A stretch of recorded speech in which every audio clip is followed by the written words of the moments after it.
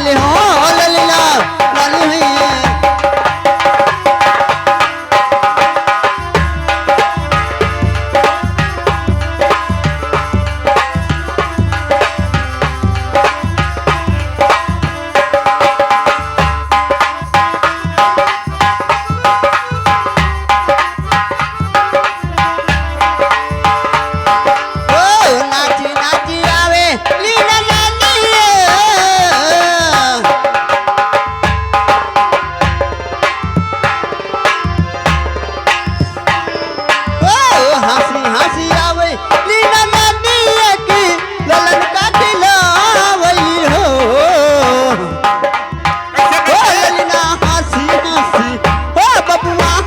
कोई की बोलावे की माली तारी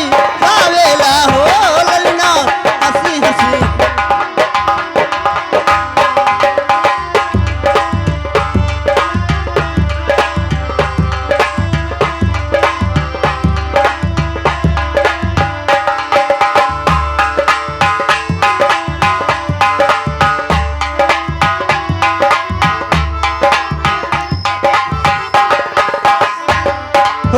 सासू से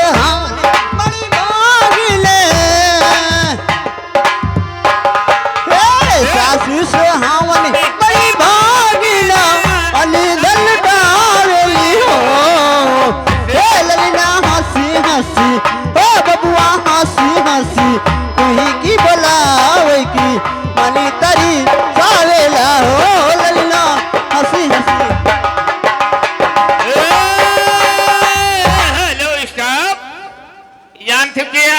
लड़कवा के आजी अच्छा लड़कवा के आजी अपने नाती के नौछावर में यानी उन्होंने 10 रुपया दे रही हैं धन्यवाद नमस्कार लेकिन फिर हम ले हैं जी हाँ जी देखिए कैसे देते हूँ कैसे अरे रेशम की डोरी ओ सुनेला पालीना झूला झूले लालीना झूला झूले लालीना झूला झूले लालीना झूला झूले लालीना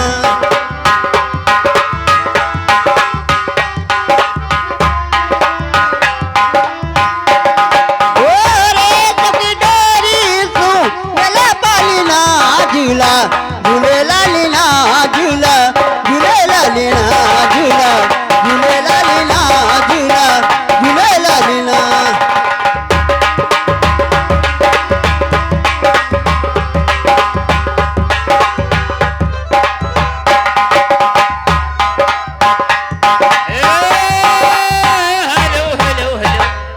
लेकिन लड़कों का जी कौन मिल ले हैं कहिए वह पुरान काट मा ले हैं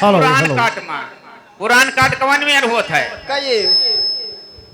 अरे नदी